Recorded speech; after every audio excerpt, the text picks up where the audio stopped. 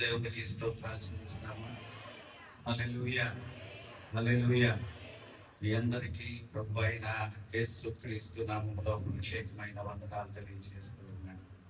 అదేవిధంగా మరి ఆన్లైన్లో ఈ కార్యక్రమాన్ని వీక్షిస్తున్న ప్రతి ఒక్కరికి కూడా ప్రత్యేకమైన వందనాలు తెలియజేస్తున్నాను. దేవుడు అందరినీ దీవించి ఆశీర్వదించను గాక. ఈ సమయంలో కొద్ది నిమిషాలు దేవుని యొక్క వాక్యాన్ని మనం ధ్యానించుకుందాం. ఈరోజు తండ్రి ప్రేమ అనేటువంటి ఈ యొక్క అంశాల గురించి కొన్ని మాటలు మీతో మాట్లాడాలని ఆశపడుతూ ఉన్నాను. చిన్న ప్రార్థన చేసుకుని ఆ యొక్క భాగంలోకి మనం వెళ్దాం. సర్వాధికారి శక్తివంతుడైన మా ప్రభువ, పరిశుద్ధుడైన దేవ, నాయన మీరు చూపినటువంటి కృపను బట్టి, మీరు మాకు అనుగ్రహించిన ఈ సమయాన్ని బట్టి, ధన్యతను బట్టి మీకు వందనాలు చెల్లిస్తున్నాం ప్రభువా. నాయన కూడినటువంటి బిడ్డలందరినీ, నన్ను, వాక్య భాగాన్ని, సమయాన్ని మీ చేతులకు అప్పగిస్తున్నాము తండ్రి. మీరు మాట్లాడండి నాయన. నేను మాట్లాడుకోవాలని ఏ విధమైన ఉపయోగం లేదు ప్రభువా. మీరు మాట్లాడి ప్రతి హృదయానికి కావలసినటువంటి ఆత్మీయ ఆహారాన్ని అనుగ్రహించు. యేసయ్య అత్యంత పరిశుద్ధ నామంలో అడిగి వేడుకొని ఉన్నాము తండ్రి, ఆమేన్.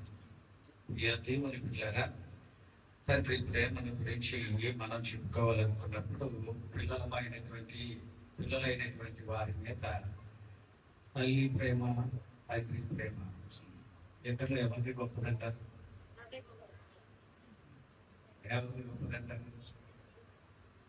ఎవరు మాట్లాడుతున్నారు?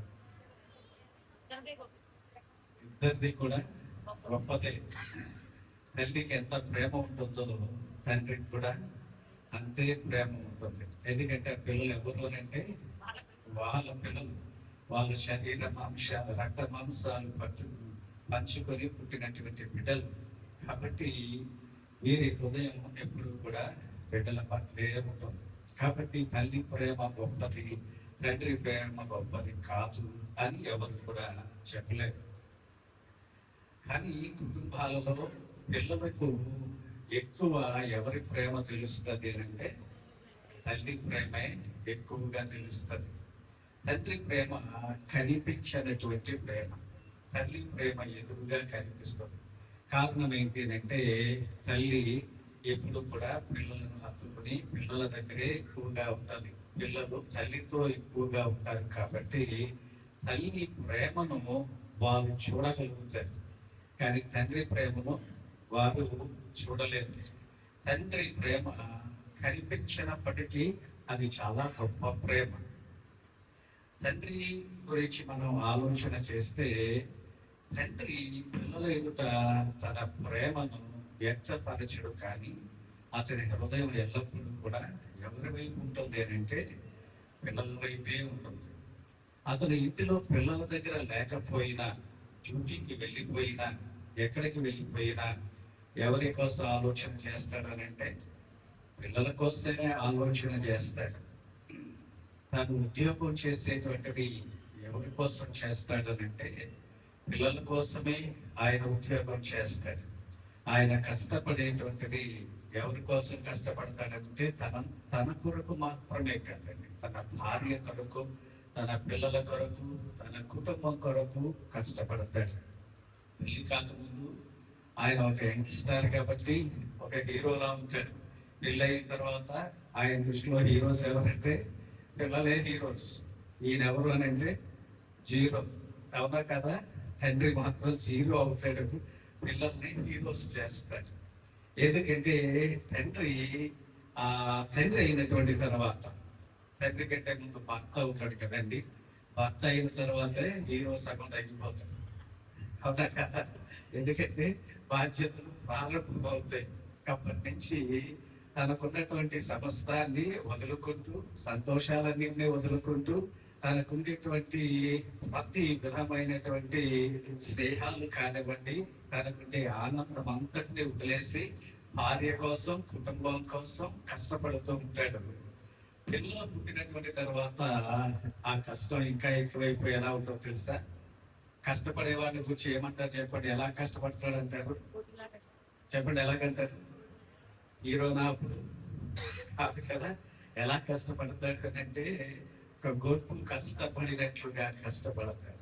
ఎందుకు కష్టపడతాడు తండ్రి అని అంటే, తాను ఎంత బాధపడుతూ ఉన్నాడో, తాను ఎంత సుఖాన్ని వదులుకొని కష్టపడుతూ ఉన్నాడో, ఈ కష్టం ఎవరికి రాకూడదు? తన బిడ్డలకు రాకూడదు.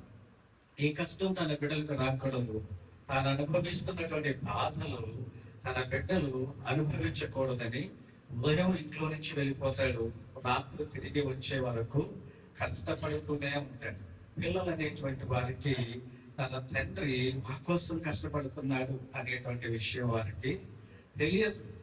కాకపోతే తల్లి దగ్గరగా ఉంటారు కాబట్టి తల్లి ప్రేమ బాగా అర్థం చేసుకుంటారు.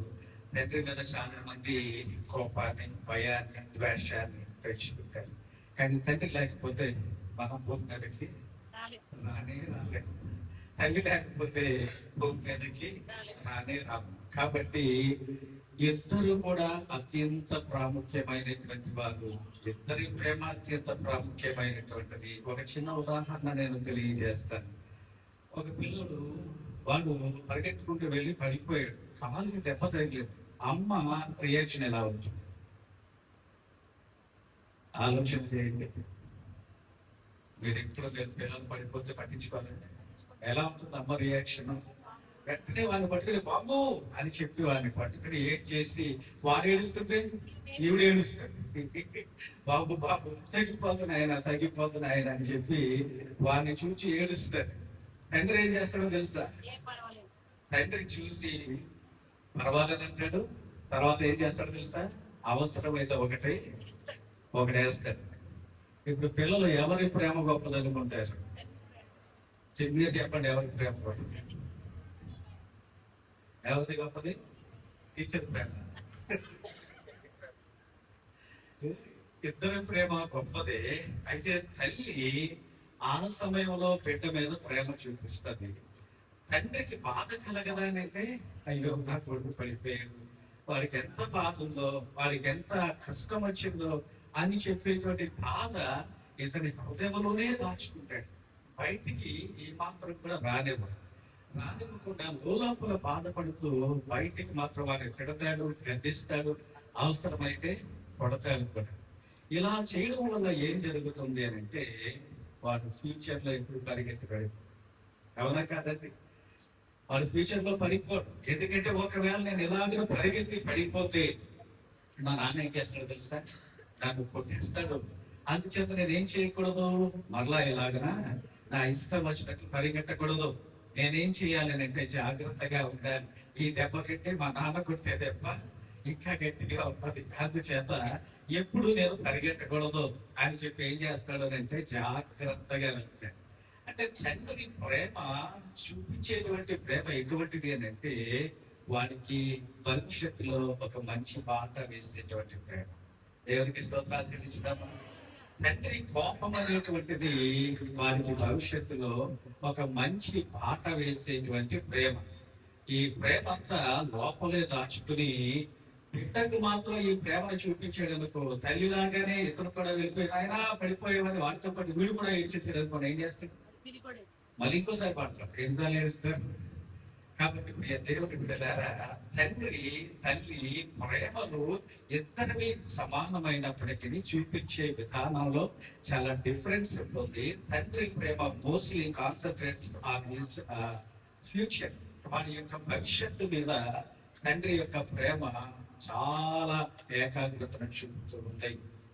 తండ్రి ఎందుకంత ఏకాగ్రతను చూపిస్తాడు అంటే, నేను కొంతకాలం ఉంటాను, నేనున్నంత కాలం నా కొడుకు నా కూతురుకు ఏ విధమైన బాధ ఉండదు. ఎందుకంటే వాడికి నేను తీసుకొచ్చి పెడుతున్నాను, వాడిని ఒక మార్గంలో నడిపిస్తున్నాను.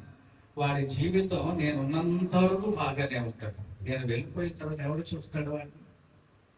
నేను వెళ్ళిపోయినటువంటి తర్వాత ఎవడు వాడికి భోజనం పెడతాడు? నేను వెళ్ళిపోయినటువంటి తర్వాత విద్యార్థులు ఎవడు నేర్పిస్తాడు? కాబట్టి నేను బ్రతికి ఉండగానే నా కుమారుడు ఒక సరైన మార్గంలో నడుచున్నట్లు, నా పిల్లలు ఒక సరైన మార్గంలో నడుచున్నట్లు నేను వారిని తయారు చేయాలి. అందుచేత నేను వాళ్ళతో పాటు వాళ్ళు ఏ అల్లరి చేసినా, ఏ గొడవ చేసినా నేనేమి శిక్షించకుండా ఉంటే వాళ్ళు భవిష్యత్తులో పనికిరాని వాళ్ళు అయిపోతారు. కాబట్టి వాళ్ళు నా ప్రేమను గుర్తించినా గుర్తించకపోయారు. తండ్రికి తెలియదా వీళ్ళు ప్రేమ గుర్తించట్లేదు అనే విషయం అని అంటే తెలుసు. ఈ పిల్లలు నన్ను ఇలాగా గద్దించడం వలన, శిక్షించడం వలన శత్రువు అనుకుంటారు నన్ను అనే విషయం కూడా తండ్రికి తెలుసు. తెలిసినప్పటికీ కూడా తండ్రి ఏం చేస్తాడు అంటే, పర్వాలేదు వాళ్ళు నన్ను ఏమనుకున్నా బాగలేదు, కానీ వాళ్ళ భవిష్యత్తు బాగుండాలి, ఫ్యూచర్ లో వాళ్ళు చక్కగా ఉండాలి, నాలాంటి కష్టాలు వాళ్ళు పడకూడదు. వారి వీడి దగ్గరికి వెళ్ళి అయ్యా నాకు జాబ్ ఇవ్వండి, అయ్యా నాకు పని పెంచండి అని చెప్పి వారిచ్చే చాలినటువంటి డబ్బులు తీసుకుని వచ్చి పిల్లల్ని పోషించుకునేటువంటి స్థితి నా పిల్లలకు రాకూడదు. నా పిల్లలు ఒక ఉన్నతమైనటువంటి స్థితిలో ఉండాలి. నేను అద్దెలో ఉంటే నా పిల్లలు ఏ ఇంట్లో ఉండాలి అంటే సొంత గృహంలో చక్కగా కట్టబడినటువంటి ఆ గృహంలో ఉండాలి. నేను మండుటెండలో కష్టపడి పని చేస్తూ ఉంటే నా పిల్లలు ఎలా ఉండాలి అంటే ఏసీ రూమ్ లో కూర్చుని జాబ్ చేయాలి. దీనికోసం నేను ఎంతైనా కష్టపడతాను. ఆ పిల్లలు చదివించుకోవడం కోసం నేను కరిగిపోయినా, నా జీవితం అంతా ఏమైపోయినా నా పిల్లల కోసం మాత్రం నేను తప్పనిసరిగా కష్టపడాలి. ఇది తండ్రిలో ఉండేటువంటి ప్రేమ. ఆ పిల్లలు అంచెలంచెలుగా ఎదుగుతూ ఉంటే తల్లి వాళ్ళ కౌగలించి పట్టేసుకుని నాన్న సూపర్ రా నువ్వు అంటది. తండ్రి ఏమంటాడో తెలుసా? వెరీ గుడ్, ఇంకా బాగా చదువు, ఇంకా చదువు అని అంటాడు. అప్పుడు ఏమనుకుంటాడు కొడుకు తెలుసా? ఏం నేను ఇంత కష్టపడి దీంతో అమ్మ అంత అప్రిషియేట్ చేస్తుంది, నాన్న ఏమో ఇలాగన్నాడు ఏంటి అంటే ఏమవుతుంది అంటే వాడిలో ఒక పట్టుదల ఏమొస్తుంది అంటే నాన్నను కూడా నేను ఇంప్రెస్ చేయాలి. ఎవరికి లాభం? వాడికే లాభం కదండి. నాన్నను కూడా నేను ఇంప్రెస్ చేయాలి అని అనుకుని వాడు చదువుతాడు. కాబట్టి ఆ విషయాన్ని ఎరిగినటువంటి వాడు కాబట్టి తండ్రి కొడుకు నన్ను ఏమనుకున్నా సరే నేను ఎట్టి పరిస్థితుల్లోనూ వాడి ఎదుట సంతోషంగా ఉండకూడదు అనుకుంటాడు. ఈ సంతోషాన్ని వెనక్కి వెళ్ళి ఎక్కడో సంతోషిస్తాడు. వాళ్ళ స్నేహితులతో చెప్తాడు, నా కొడుకు ఏమనుకున్నావురా, వాడికి 90% వచ్చింది, లేకపోతే 95% వచ్చింది అని ఫ్రెండ్స్ దగ్గర సంతోషిస్తాడు. అదే విధంగా బిడ్డలకు కష్టాలు కలిగితే వాళ్ళు ఎదురుకుండా ఎక్కడికో ఒంటరిగా వెళ్ళి ఏడుస్తాడు. ఎందుకంటే పిల్లలకి కష్టాలు వచ్చినాయి కొన్ని ఎవరు చెప్పుకుంటారు? తల్లికి చెప్తారు. తల్లికి కష్టం వచ్చింది అనుకోండి, భార్యకి కష్టం వస్తే భర్తకి చెప్తాడు. భర్తకి కష్టం వస్తే ఎవరికి చెప్పుకుంటాడు? ఎవరికి చెప్పుకోలేదు. కాబట్టి అతడు ఎంత బాధ కలిగిన బాధను బయటికి కనపడనివ్వడు. ఎంత ఆకలి వేసిన ఆకలి చెప్పుకొని బిడ్డల కోసం కష్టపడతాడు. బయటికి చూడండి, పెళ్లి కాకముందు మీరు బయటికి వెళ్ళినప్పుడు చక్కగా ఏది కావాలంటే కొనుక్కుని తింటారు. మంచి బిర్యానీ ఉందనుకోండి, డబ్బులు ఉంటే వెంటనే ఖర్చు పెట్టి తింటారు. ఈ పిల్లలు పుట్టిన తర్వాత బిర్యానీ చూడగానే ఏం గుర్తొస్తుందో మీకు? ఎంత ఆకలి వేసినా సరే ఏం గుర్తొస్తుంది? తింటారా? ఏం చేస్తారు? అది నేను కాదు, ఎవరికి బాలేదంటే నా పిల్లలకి తీసుకెళ్ళిపోవాలి. ఎందుకు చేతనంటే మన లోపల ఉండేటువంటి ప్రేమ. ఇలాగున తల్లి ప్రేమ పిల్లలకు కనిపిస్తుంది, తండ్రి ప్రేమ కనిపించదు. కానీ అతడు కూడా చాలా ప్రేమ కలిగినటువంటి వాడు. తనకుండేటువంటి సుఖాన్ని చెప్పుకొని, తనకుండేటువంటి ఆనందాన్ని చెప్పుకొని ఒక గొడ్డులా కష్టపడి పిల్లలు ఒక ఉన్నతమైన స్థితికి వచ్చే వరకు కూడా వాళ్ళ కోసం ఎదురు చూస్తూ ఉండేటువంటి వాడు. ఆ పిల్లలు ఒక మంచి ఉన్నతమైనటువంటి స్థితికి వచ్చి వాళ్ళు ఒక ఉన్నత స్థితిలో ఉంటే చాలా సంతోషిస్తారు. అవును కదండి? అప్పుడు పిల్లలు ఏం చేస్తారో తెలుసా? తల్లిదండ్రులు అనాథాశ్రమంలో జాయిన్ చేసి వెళ్ళిపోతారు. అటువంటి సంఘటనలు ఎన్ని చూడడం లేదు మనం.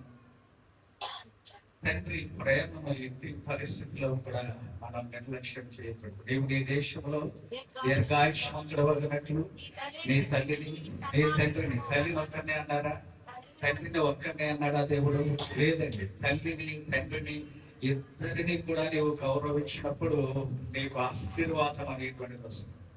తల్లి తండ్రిని ఇద్దరిని కూడా గౌరవించినప్పుడు నీకు దీర్ఘాయుష్మంతుడు అవుతాడు. అంటే ఎక్కువ కాలం సంతోషంగా బ్రతికేటువంటి స్థితి ఇవి ఆజ్ఞను పాటించడం ద్వారా దేవుడు నీకు అనుగ్రహిస్తాడు. కాబట్టి ప్రియ దేవుని బిడ్డలారా, తండ్రి ప్రేమ, లోకములో ఉన్నటువంటి యొక్క తండ్రి ప్రేమ అంత గొప్పది. అటువంటిప్పుడు పరలోకంలో ఉండే తండ్రి ప్రేమ ఇంకెంత గొప్పది. గొప్పది కదా? ఎందుకు గొప్పదో చెప్పగలరా? ఎందుకు గొప్పది అని అంటే, నీవు భూమి మీదకి రావడానికి అసలు కారణం ఎవరో తెలుసా? గర్భఫలము. ఆయన బహుమానం ఇవ్వకపోతే నీవు భూమి మీదకి రానే రావు. మనుష్యుల ప్రయాస వలన గాని, వైద్యుల వలన గాని, శాస్త్రవేత్తల వలన గాని ఏ ఒక్క పిల్లడు భూమి మీదకి రాడు. ఎవరి ద్వారా వస్తాడు అంటే, దేవుడు ఉచితమైనటువంటి కృప ద్వారానే, ఆయన బహుమానమే భూమి మీద తిరుగుతున్నటువంటి మనం. అంటే ఇప్పుడు మనం ఎవరికి సొంత పిల్లలము అని అంటే, దేవునికి సొంత పిల్లలు. తల్లిదండ్రులు ఎవరు? దేవుని పిల్లలను పెంచడానికి దేవునికి బదులుగా, పరమ తండ్రికి బదులుగా ఉన్నటువంటి వాడు. అందుచేత నీవు నీ తండ్రిని తల్లిని సన్మానిస్తే, గౌరవిస్తే, ఎవరు గౌరవించినట్లు? నీ నిజమైనటువంటి తండ్రిని, శాశ్వతమైనటువంటి తండ్రిని గౌరవించినటువంటి వాడు. నీ తల్లిని తండ్రిని నీవు గౌరవించకపోతే పరలోక తండ్రిని గౌరవించినట్టు అంటే ఎట్టి పరిస్థితుల్లో కూడా కానే కాదు. కాబట్టి ప్రియ దేవుని బిడ్డలారా, తండ్రి ప్రేమ అత్యంత ప్రాముఖ్యమైనటువంటిది. బైబిల్ గ్రంథంలో ఒక ఇద్దరు తండ్రులను గురించి నేను తెలియచేసి ఆ యొక్క అంశాన్ని నేను ముగిస్తాను. సమూయేలు 2వ గ్రంథము 18వ అధ్యాయము 5వ వచనాన్ని ఒకసారి మనం చదువుకుందాము.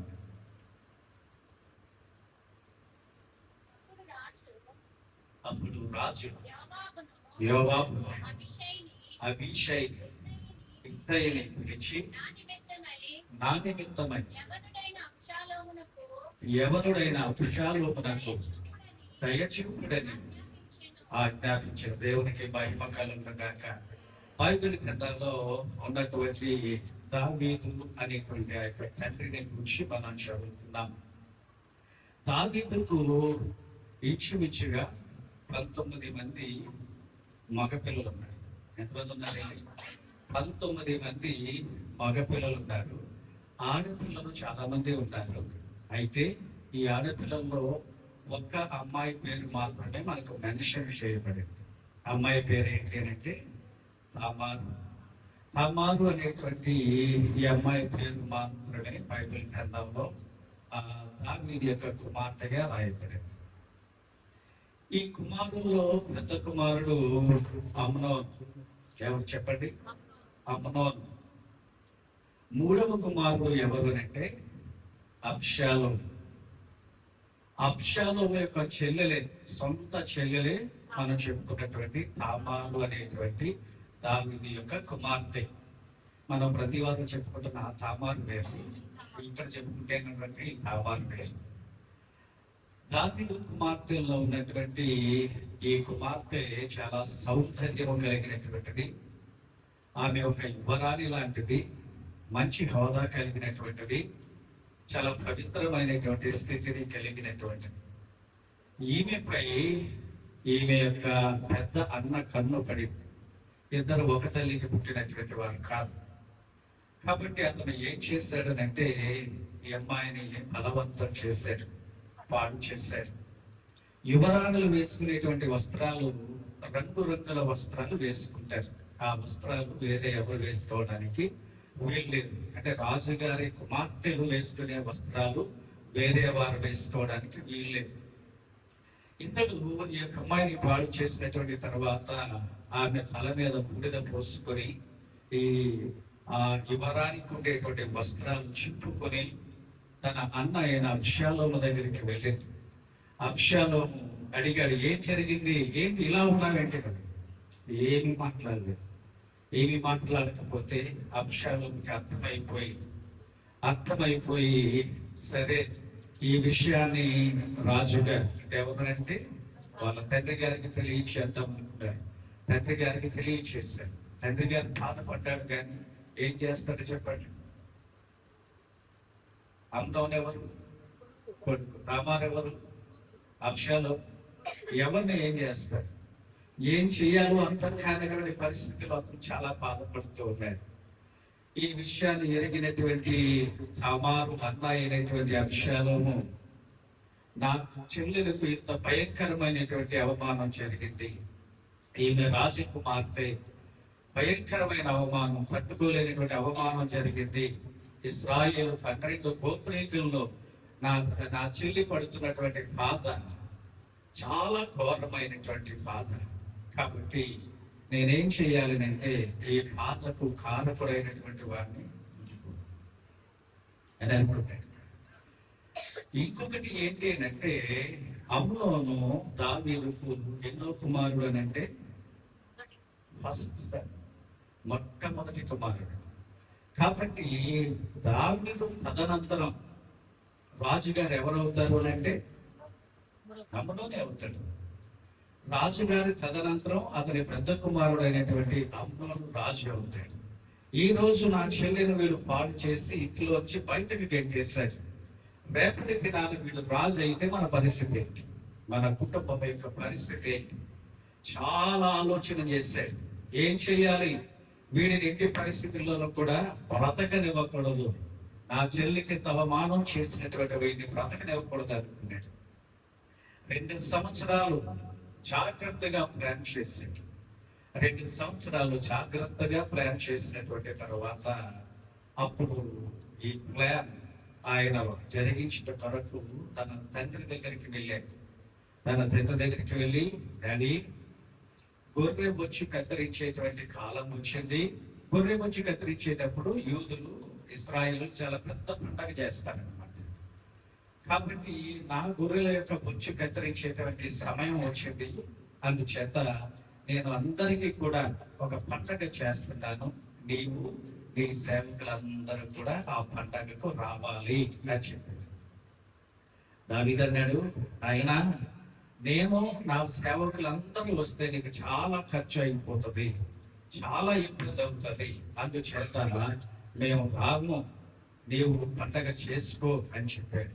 చెప్తే అప్పుడు అబ్షాలోము ఏమన్నాడు అంటే, డాడీ అయితే పెద్దన్నయ్యని పంపించాను నేను. పెద్దన్నయ్య ఎందుకు నీకు అన్నాడు. ఎందుకు అన్నాడు తెలుసా దావీదు? దావీదుకి అర్థమైపోయింది, ఏదో సంథింగ్ జరుగుతుందేమో అని అనుకున్నాడు. అందుకే పెద్దన్నయ్య ఎందుకు నీకు అన్నాడు. అప్పుడు అబ్షాలోము అంటాడు, నువ్వు రావట్లేదు కదా నాన్న, అంచేత నువ్వు తప్పనిసరిగా అన్నయ్యను పంపించాలి అని చెప్పి రిక్వెస్ట్ చేశాడు.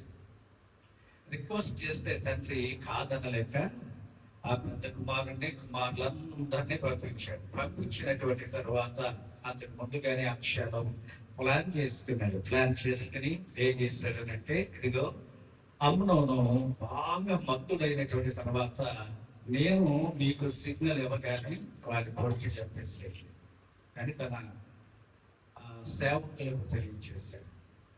అమ్నోనికి ఈ విషయం తెలియదు. వచ్చాడు, ఆ యొక్క విందులో పాల్గొంటాడు. అతనికి బాగా పఠించేశాడు. బాగా తాగేసినటువంటి తర్వాత అబ్షాలోము మీ పని కానివ్వండి అని వెంటనే అతన్ని అక్కడ చంపేస్తాడు. మిగిలినటువంటి వారందరూ పారిపోయారు.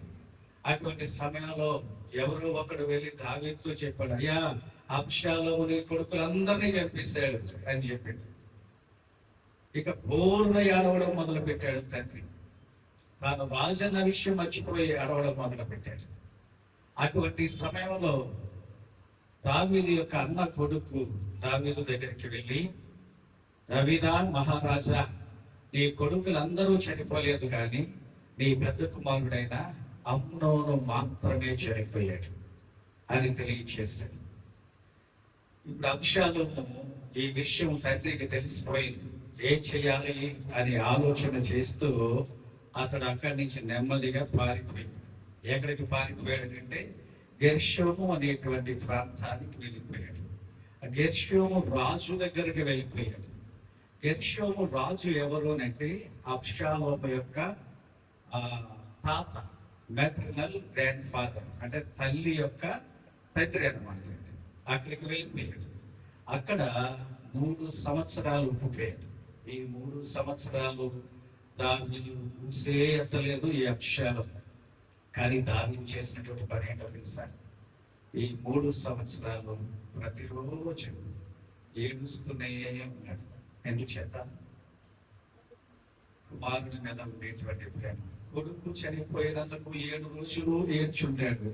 ఈ కుమారుడు వెళ్ళిపోయినందుకు ఎంత కాలం ఏడ్చాడనంటే 3 సంవత్సరాలు ఏడుస్తూనే ఉన్నాడు అనమాట. దావీదు యొక్క ఆ సేవకుల్లో ప్రధానమైనటువంటి వాడు యోవాబు ఉన్నాడు. సైనికులందరికీ హెడ్ అన్నమాట. అతను ప్రతిరోజు గమనిస్తున్నాడు, అయ్యో రాజుగారు ఏడుస్తున్నాడు, ప్రతిరోజు ఏడుస్తున్నాడు, 8 సంవత్సరాల నుంచి ఏడుస్తున్నాడు. ఎందుకు ఏడుస్తున్నాడు అంటే తన కుమారుడు గురించి ఏడుస్తూ ఉన్నాడు. కాబట్టి తన కుమారుని ఎలాగైనా రప్పించాలి అని అనుకున్నాడు. ధైర్యంగా వెళ్ళి దావీదుతో మాట్లాడటానికి కుదరదు. అందుచేత ఒక ప్లాన్ చేస్తాడు యోవాబు. ఒక జ్ఞానము కలిగిన ఒక స్త్రీ దగ్గరికి వెళ్ళాడు. ఆమె దగ్గరికి వెళ్ళి విషయం చెప్పి, నీవు నీ ఇంటిలో ఏదో సంఘటన జరిగినట్లుగా చెప్పు. ఒక విధవరాలి వేషం వేసుకొని ముసుగు వేసుకుని వెళ్ళి రాజుగారి ఎదురకుండా నువ్వు బాధపడుతూ నుంచో. ఇలాగ నుంచున్నప్పుడు ఏం కష్టం కలిగిందమ్మా నీకు అని అడుగుతాడు. అడిగితే నువ్వు చెప్పు అన్నాడు. అప్పుడు ఏమి వెళ్ళినటువంటి తర్వాత రాజుగారు, ఏమైంది, నీకేం కష్టం వచ్చింది చెప్పు అన్నాడు. అంటే అయ్యా, నాకు 2 కుమారులు ఉన్నారండి, నేను విధవరాలనండి. ఈ 2 కుమారులు కొట్టుకున్నారండి. వాళ్ళకేవో పొలంలో గొడవలు అయినాయి. ఆ గొడవలు అయినప్పుడు 2 కొట్టుకున్నారు. ఎవరు విడదీయలేకపోయారండి. దాంట్లో ఒకరిని చంపేశాడండి, ఒకడు చచ్చిపోయాడండి. నాకు మిగిలినటువంటి వాడు ఒక్కడే కొడుకండి. నేను చూస్తే విధవరాలనండి. మా వంశ ఉద్ధారకుడు అతనేనండి. అతని ఇంట్లో నుంచి పారిపోయాడండి. చుట్టూ ఉన్నటువంటి బంధువులందరూ కూడా ఏమనుకుంటున్నారు అంటే వాడు వస్తే చంపేద్దామని అనుకుంటున్నారండి. మీరే నాకు న్యాయం చేయాలండి అని తెలియచేసి ఎక్కువ ప్రాంతం నుంచి ఆ జ్ఞానం కలిగిన స్త్రీని తీసుకుని వచ్చాడు యోవాబు. ఇలా చెప్పినప్పుడు రాజు గారు ప్రజల సమస్యలు తీర్చాలి కదా. ఎవడమ్మా వాడిని చంపేటువంటి వాడు ఎవడున్నాడు చెప్పు, ఎవడు వచ్చినా నేను చూసుకుంటాను. ఆ వాడికి హాని కలగకుండా చూసుకునే బాధ్యత నాది, వాడిని తీసుకురా అని చెప్పాడు. చెప్పినప్పుడు అయ్యా అంశాలు దీని వెనకాల యోవాబు ప్రేమ ఉంది కదా అన్నాడు. అవును సార్ అని చెప్పి దావీదుకి అర్థమైపోతుంది కదా. దావీదు అంత జ్ఞానం లేకపోతే రాజు ఎలాగా ఉంటాడు. దీని వెనకాల యోవాబు ప్రేమ ఉంది కదా అని అడిగింది. అవును సార్ ఉండలేదు. యోవాబు, నీ ప్లాన్ నాకు అర్థమైంది, తీసుకురా. కానీ ఒక షరతు, వాడిని ఎట్టి పరిస్థితుల్లో నా ముఖం చూడలేదు. వాడిని రాని యెరూషలేములో వచ్చు, కానీ నా ఒక కనపడొద్దని చెప్పు. యోవాబు వెళ్ళి రా, మీ డాడీతో మాట్లాడావు, నువ్వు వచ్చేస్తే నీకే హాని కలగకుండా మిగిలినటువంటి అన్నలు ఎవరు తమ్ముళ్ళు ఎవరు నిన్ను చెప్పకుండా చూసుకునే బాధ్యత నాదని మీ నాన్న వాగ్దానం చేస్తాడు, వచ్చేసాయి అని చెప్పగానే అబ్షాలోము గెర్షోము ప్రాంతం నుంచి వచ్చేసాడు. యెరూషలేములోనే ఉన్నాడు. 4 సంవత్సరాలు 2 సంవత్సరాలు అక్కడే ఉన్నాడు. 2 సంవత్సరాలు ఉన్నాడు, కానీ దావీదు దగ్గరికి వెళ్ళలేదు, దావీదు ఇతని దగ్గరికి రాలేదు. అటువంటి సందర్భంలో అబ్షాలోము లోపల ఉన్నటువంటి ఆలోచన ఏంటి అంటే, నేను రాజునవ్వాలి, ఏమవ్వాలి? ఇప్పుడు రాజు ఎవరు? దావీదు. వీడికి అడ్డు లేకుండా ఏమని చెప్పేశాడు? అమ్నోను చంపేశాడు. నేను రాజునవ్వాలి అనేటువంటి ఒక విధమైన ద్వేషము, అసూయ లోపల పెరిగిపోతూ ఉంది తనకి. ఇలాగ పెరిగిపోతూ ఉన్నప్పుడు యోవాబును పిలిచి, యోవాబు, నన్ను అక్కడి నుంచి తీసుకుని వచ్చావయ్యా, ఉపయోగం ఏంటి? నాకు రాజమందిరంలోకి వెళ్ళేటువంటి అర్హత లేదు. నేను యెరూషలేములోనే ఉంటున్నాను. నా ఇంట్లో నేను ఒక బందీలాగా ఉంటున్నట్టు ఉంటున్నాను. నాకు స్వేచ్ఛ ఏది? నాకు రాజకుమారుడు యొక్క ఆ స్వేచ్ఛ ఏమైనా ఉందా? నాకు ఒక పనికిరాని బానిసలాగా యెరూషలేములో ఎవరికి కనపడకుండా నేను ఉండాలి. ఇక్కడ ఉండడం కంటే మా తాత వాళ్ళ ఇంట్లో ఉంటే అక్కడే ఉంటే బెస్ట్ కదా, ఎందుకు నన్ను ఇక్కడికి తీసుకుని వచ్చావు అని చెప్పి యోవాబు దగ్గర బాధపడ్డాడు. ఈ బాధ ఇతని లోపల ఉన్న కుట్ర బయటికి ఎవరికి తెలియదు కాబట్టి యోవాబు ఏమనుకున్నాడు అంటే, అయ్యో ఇంత బాధపడుతున్నాడా, రాజుగారి దగ్గరికి వెళ్తాం అని చెప్పి రాజుగారి దగ్గరికి, అయ్యా వాడు ఏదో తప్పు చేశాడండి, మీరు రప్పించారు, మీరు అవకాశం ఇచ్చారు, కానీ అతడు కామన్ మ్యాన్ లాగా బ్రతకాల్సి వస్తుందండి, అవమానం కదండి. రాజు కుటుంబంలో ఉండవలసినటువంటి వాడు ఎక్కడో ఉంటున్నాడండి. కాబట్టి యెరూషలేము దగ్గరికి రావడానికి, మీ ఉండేటువంటి ప్రాంతానికి రావడానికి అర్హత లేకుండా ఉండటం రాజకుమారుని యొక్క ఆ ఆధిక్యత కాదు కదా అని తెలియచేస్తాడు. దావీదు దాన్ని విని గ్రహించి సరే తీసుకురా అన్నాడు. తీసుకుని వచ్చాడు, అబ్షాలోమును తీసుకుని వచ్చాడు. దావీదులో కుమారుని చూడగానే ప్రేమ పొంగిపోయింది. తన పెద్ద కుమారుని చంపేశాడు, ఇతని పీఠం కొరకు ఎదురు చూస్తున్నాడు అన్న సంగతి కూడా తెలుసు. ఆయన కుమారుని చూడగానే పిలిచి అతన్ని ముద్దు పెట్టుకున్నాడు. ముద్దు పెట్టుకున్నాడంటే దాని అర్థం ఏంటి? నీ పాపములని మర్చిపోయాక బాబు, నీ మీద నాకు ఇప్పుడు ప్రేమ ఉంది కానీ ద్వేషం కానీ కోపం కానీ నీ మీద లేదురా బాబు అని చెప్పి తెలియజేశాడు. ఇదే అబ్షాలోముకు కావాల్సినటువంటిది. ఇంతవరకు ఎక్కడ ఉన్నాడనంటే తన ఇంట్లో నుంచి బయటకు వచ్చేటువంటి వాడు కాదు, ఇప్పుడు రాజ మందిరం దగ్గరికి వచ్చేటువంటి అధికారం వచ్చేసింది. కాబట్టి ఇతను ఏం చేస్తాడనంటే రాజ మందిరపు ద్వారము దగ్గర నుంచునే వాడు వెళ్ళి, ఎందుకంటే అధికారం వచ్చింది కాబట్టి రాజ మందిర ద్వారం దగ్గర నుంచుని రాజుగారి దగ్గరికి ఎవరెవరు వస్తున్నారో వాళ్ళందరినీ జాగ్రత్తగా గమనించి వారిని పిలిచి ఏం చెప్పాడు తీర్పు రాజుగారు? అయ్యో ఇలా చెప్పాడా, ఎంత కష్టం వచ్చిందమ్మా నీకు, అయ్యో నీ బాధ నా బాధలాగా నాకు ఏడుపు వచ్చేస్తుంది తెలుసా, నేను చూస్తే నా గుండె కరిగిపోతుందమ్మా, నీకు న్యాయం జరగలేదు, అన్యాయమే జరిగింది అని చెప్పి వారిని కౌగిలించుకొని హత్తుకొని, నేనే రాజునై ఉంటే, నేనే తీర్పు తీర్చేటువంటి స్థానంలో ఉంటే తీర్పు ఇంకోలా ఉండేది అని చెప్పేవారు. చెప్పేసరికి అసలే అందగాడు, ప్రపంచంలో అతను మించిన అందగాడు లేడు, అంత గొప్ప అందగాడు, మంచి యవ్వనస్తుడు, మంచి మాటగాని, అబద్ధాన్ని నిజం చేయగలడు, నిజాన్ని అబద్ధం చేయగలడు. అతడు మాట్లాడాడు అంటే నిజాన్ని కూడా అబద్ధం అనుకుంటాడు, నమ్మవలసింది నమ్మలేరు అనమాట. అంత చక్కగా మాట్లాడగలడు ఈ యొక్క అబ్షాలోము. ఇలాగ మాట్లాడేసరికి అందరూ కూడా అబ్షాలోము మీద ఇంప్రెషన్ బాగా పెరిగిపోతుంది. 4 సంవత్సరాలు ఇలాగే చేశాడు. ఇశ్రాయేలు ఉన్న 12 గోత్రీకుల్లో కూడా అబ్షాలోము అంటే, ఇప్పుడు అబ్షాలోము చాలా మంచోడు, చాలా మంచోడు, పైకి మంచోడు, లోపల భయంకరమైన దుర్మార్గుడు. ఎవరు కనిపిస్తాడు? లోపల ఉన్నవాడు కనపడ్డ కదా, మాటలను బట్టి చేస్తున్న చేతలను బట్టి మంచోడు అని అనుకుంటాం, కానీ లోపల ఉండేటువంటిది ఎవడోనంటే దుష్టుడైనటువంటి అపవాది. ఇతని లోపల ద్వేషాన్ని పెంచుతున్నాడు, కక్షను పెంచుతూ ఉన్నాడు. ఎలాగైనా సరే మీ నాన్న చంపేయాలి. ఏ నేర్పిస్తున్నాడు అపవాది?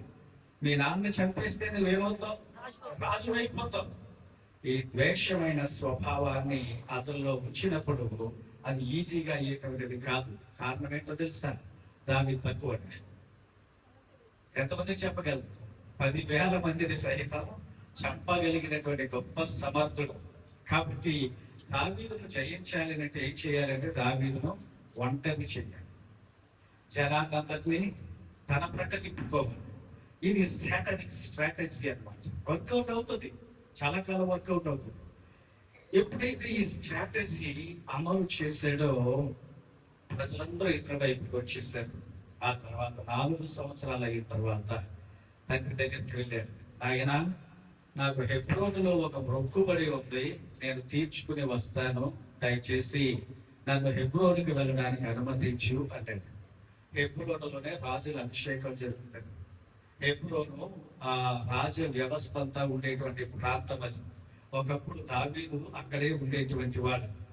కాబట్టి హెబ్రోనుకు వెళ్తాను, నాకు మొక్కుబడి ఉంది, అక్కడ చెల్లించుకుంటాను అనేసరికి దావీదు ఏం చేశాడంటే, సరే వెళ్ళు నాయన అన్నాడు. ఈ లోపు అందరికీ సీక్రెట్ గా మెసేజ్ చెప్పేశాడు.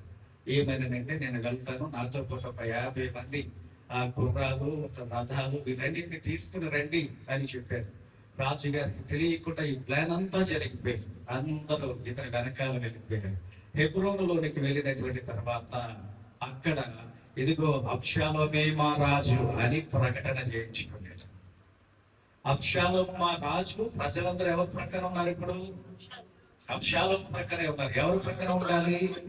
దావీదు ప్రక్కన ఉండాలి. అబ్షాలోము వైపు వెళ్ళిపోయారు ప్రజలందరూ. ఇతని మాటకారితనాన్ని బట్టి, ఇతని అందాన్ని బట్టి, ఇతని చాతుర్యాన్ని బట్టి, ఇతను చేస్తున్నటువంటి పనులను బట్టి ఇతడే మన హీరో అని అనుకున్నారు. అనుకుని అబ్షాలోమే రాజు అని అందరూ ప్రకటన చేసేసారు.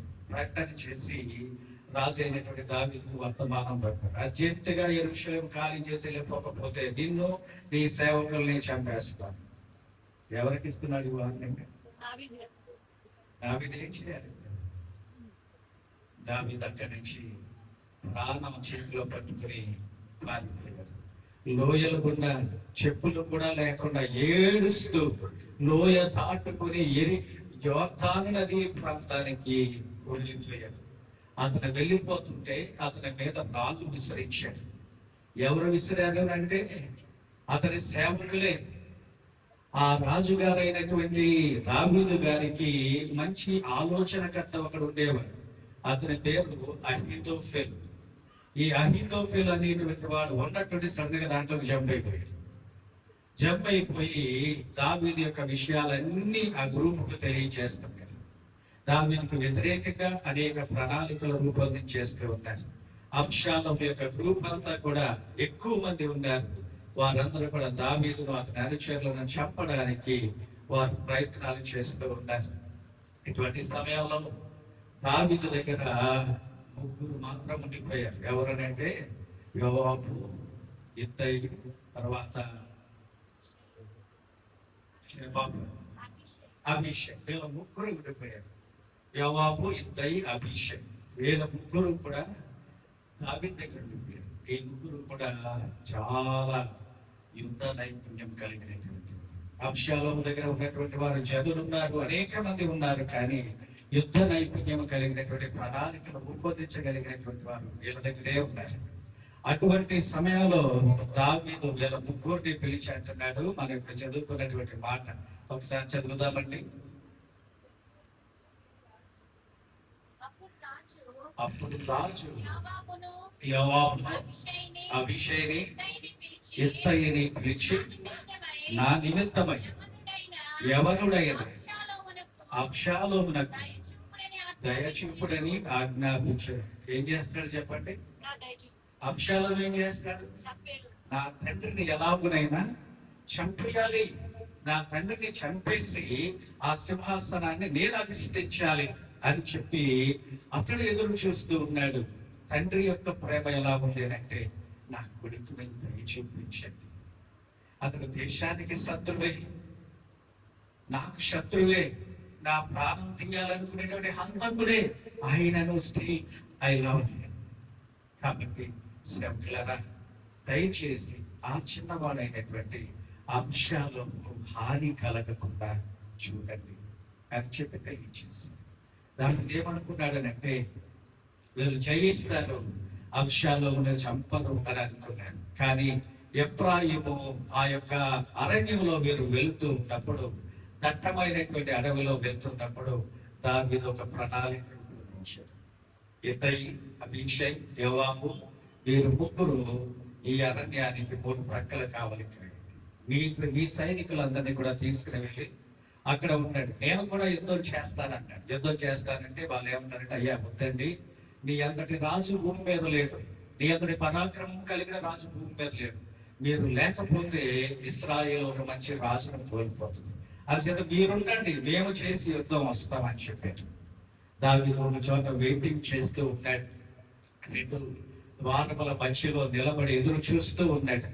ఇటువంటి సమయంలో ఈ ఎఫ్రాయిం అనేటువంటి యొక్క ప్రాంతంలో ఈ ప్రజలందరూ కూడా అనేక మంది చనిపోయారు. ఈ యోవాబు, అభిషై వారి చేతులలో అనేక మంది చనిపోయారు. ఆ అబ్షాలోము కూడా వచ్చినటువంటి వారు పారిపోవడం మొదలుపెట్టారు. ఎందుకంటే యుద్ధ నైపుణ్యం లేదు, వాళ్ళు ఏవో మాటలు వేసి వచ్చేసారు. వాళ్ళ ప్రాణాలు కాపాడుకోవడానికి పారిపోతున్నారు. అబ్షాలోము ఒంటరైపోయాడు. అబ్షాలోము కంచరగాడిని నెక్కి పారిపోతూ ఉంటాడు. ఇతని చుట్టూ ఎటువంటిది అని అంటే పొడుగైన అందము కలిగినటువంటి చుట్టూ. అతను గుర్రం మీద వెళ్తుంటే జుట్టు ఇలాగ పైకి ఎగురుతుంది అన్నమాట. అన్ని ఏ యాంగిల్లో చూసినా అబ్షాలోము అంత అందగాడు ఎవ్వరు ఉన్నారంటే, అంత అందమైనటువంటి వాడు. ఆ హెయిర్ అనేటువంటిది ఇంకా అందంగా ఉంటుందంట. ఆ ఆ యొక్క కంచని గాడిద మీద వెళ్తూ ఉన్నప్పుడు మస్తకి వృక్షం క్రింద ఆ గాడిద పైకి ఎగిరేసరికి ఇతర జుట్టు పైకి ఎగిరి దాంట్లో చిక్కుకొంద కింద ఉన్నటువంటి గాడిద వెళ్ళిపోయింది, దానికి వేలాడుతుంది.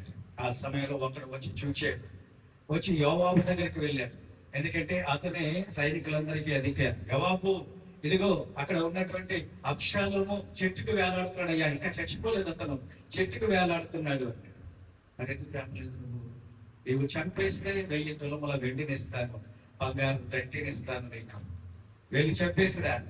అతడు అన్నాడు, లేదు లేదు, రాజుగారికి ప్రమాణం చేస్తాను, మనం చంపకూడదని ప్రమాణం చేస్తాను, కాబట్టి నేను చంపను, నీ మాట నేను వింటానా అని చెప్పి యోవాబు వెళ్ళి 3 బాణాలు వేసి వేలాడుతున్నటువంటి అబ్షాలోమును చంపేశాడు. అతని గుండెల్లో కూడా వెళ్ళిపోయినట్లుగా ఆ బాణాలు ముదిరినప్పుడు అతను అక్కడికక్కడే చనిపోయాడు. అక్కడే పొయ్యి తీసి అతన్ని పడేసి అతని మీద రాళ్ళు వేసేసి వెళ్ళిపోయాడు. ఆ తర్వాత ఆ రోజు విజయ భేదం రోగించారు. విజయం వచ్చింది అమ్మా, విజయం వచ్చిందంట. అదిగో ఆ యొక్క విజయ ధ్వని నాకు వినబడుతూ ఉంది, కాబట్టి ఆ విజయం గురించి నేను వినాలి అని దావీదు ఎదురు చూస్తూ ఉన్న సమయంలో ఒకడు పరుగున వచ్చి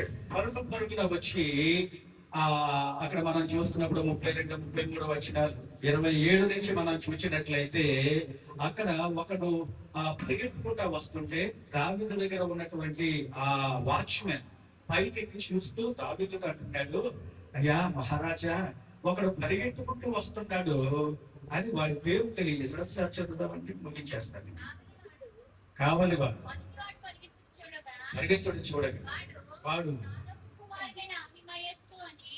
సాదోకు కుమారుడైన అహిమయస్సు అని నాకు తోచుచున్నదని అనినప్పుడు రాజు, వాడు మంచోడు, శుభవర్తమానం తెస్తాడు అని చెప్తూ ఉన్నాడు.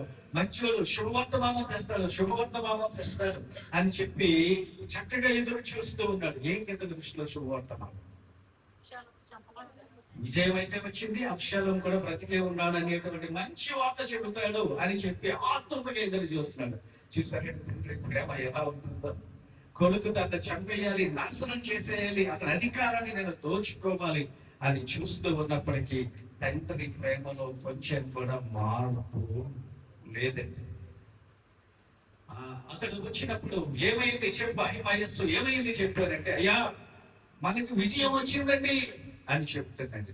అమ్మయ్య విజయం వచ్చిందా? బాలుడైన అబ్షాలోము క్షేమమే కదా, బాలుడైన అబ్షాలోము క్షేమమే కదా అంటున్నాడు. అయ్యా నాకు తెలియదండి, అక్కడంతా దొమ్మి జరుగుతుందో నేను వచ్చేసాను అని చెప్పాడు. ఆయన పక్కకి జరుగు, నేను శుభవార్త వినాలి అని చెప్పి చూస్తుంటే ఇంకొకడు, అతని పేరు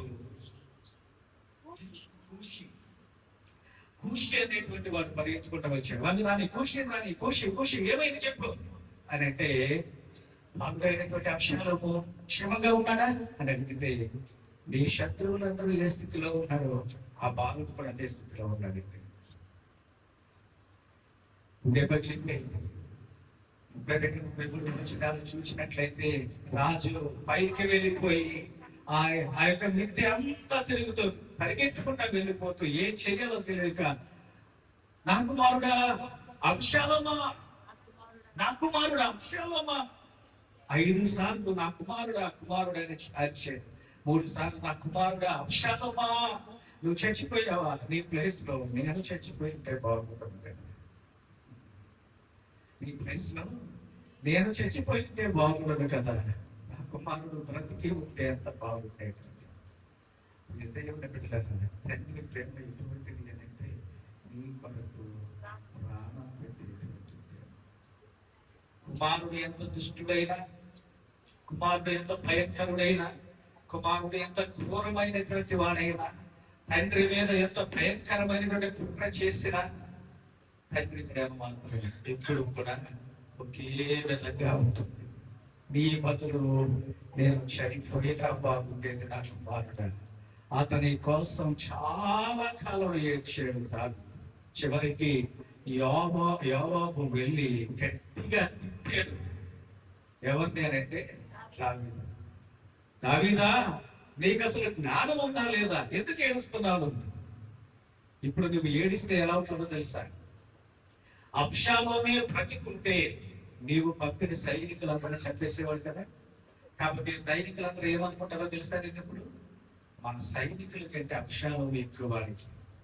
సైనికులు చచ్చిపోయినా బాధ లేదు కానీ కొడుకు బ్రతకాలని కోరుకుంటున్నాడు అని నీ మీద ఎవరికైనా ఎంత విశ్వాసం ఉంటుందా అని చెప్పి యోవాబు అతనిని గద్దించినప్పుడు అప్పుడు అతను ఏం చేశాడు అంటే ఏడుపు మాని అతను బయటకి వచ్చి పరిపాలనలో కొనసాగాడు. ప్రియ దేవుని పిల్లరా, మనం ఎంత దుర్మార్గులమైనా సరే, మనం ఎంత పాపులమైనప్పటికీ కూడా దేవుడు మన కొరకు ప్రాణం పెట్టడానికి సిద్ధంగా ఉన్నటువంటి మనం చేసినటువంటి పాపమును బట్టి పాపం వలన వచ్చే జీవితము ఎవరు మరణించాలి? ఎవరు పాపం చేశారు? ఎవరు మరణించారు? జడ్జిమెంట్ ఎవరికి రావాలి? తీర్పు ఎవరి మీద రావాలి అంటే మన మీద రావాలి. చావునకు మనము ప్రాప్తులమయ్యేటువంటి వారు, చావుకు తగినటువంటి వారు మనం, శిక్షకు తగినటువంటి వారు మనం. కానీ దేవుడే స్వయంగా భూమి మీదకి వచ్చి నా కుమారుడు పాపము చేసినప్పటికీ కూడా వారు చనిపోవడానికి వీల్లేదు. నాకు వ్యతిరేకులైనప్పటికీ కూడా, నా మీదతో ద్వేషాన్ని కలిగి ఉన్నప్పటికీ కూడా నా ప్రేమ మాత్రం వారి మీద ఎల్లప్పుడూ ఒకే రీతిగా ఉంటుంది. దేవుడు మనకు బదులుగా తన కుమారుడైన యేసు క్రీస్తును కల్వరి శిలువలో మరణానికి అప్పగించి మన మీద ఉన్నటువంటి మరణమును తొలగించి మనకు విడుదల అనుగ్రహించాడు. ఒకవేళ మనమందరం ఈ విడుదల లేకుండా చనిపోయి నరకానికి వెళ్ళిపోతే దాన్ని ఎంత ఏడ్చాడో దేవుడు అంతకంటే ఎక్కువ మన గురించి బాధపడేటువంటి వాడు కదండి. కాబట్టి దేవుడు బిడ్డలారా, నేను ఇద్దరి గురించి చెప్తాను అనుకున్నాను, సమయం అయిపోయింది. ఒక్కటి మాత్రమే చెప్పగలిగాను. ఏది చెప్పినప్పటికీ తండ్రి ప్రేమ ఎంత గొప్పదో, పరమ తండ్రి ప్రేమ అంతకంటే గొప్పది. పరమ తండ్రి మనల్ని పరిశుద్ధం చేయాలి, తన చెంతకు చేర్చుకోవాలనుకునేటువంటి వాడు. యెరూషలేములోనికి అబ్షాలోము ఎంత ఘోరమైన పాపం చేసినా యెరూషలేము అనే పరిశుద్ధ పట్టణములోనికి ఆయన అతనిని ఆహ్వానించాడు. ఆ పరిశుద్ధ పట్టణంలోనికి దేవుడు మనల్ని కూడా ఆహ్వానిస్తూ ఉన్నాడు. కానీ అబ్షాలోము మరలా పాపం చేశాడు, దేవుడు అతన్ని విడిచిపెట్టాడు. అలాగనే మన పాపములు క్షమించినటువంటి దేవుడు మనకిచ్చినటువంటి ఆ యొక్క విడుదల, ఆ రక్షణను మనం కాపాడుకోగలిగితే మనం నిత్యము యెరూషలేములో ఉంటాం. నిత్యమైన యెరూషలేము లేని యెడల మనం కూడా తండ్రికి దూరం అయిపోయి మన పరమ తండ్రికి, మన సృష్టికర్తకు వేదన కలిగించిన అనుభవాలమై కళ్ళు మూసుకొని ప్రార్థన చేస్తాం. సర్వాధికారి శక్తివంతుడైన ప్రభువా, మీకు స్తోత్రాలు. తండ్రి ప్రేమ కంటే, తల్లి ప్రేమ కంటే అందరి ప్రేమను మించిన ప్రేమ కలిగినటువంటి నీవు మా కొరకు ప్రాణం పెట్టావు తండ్రి.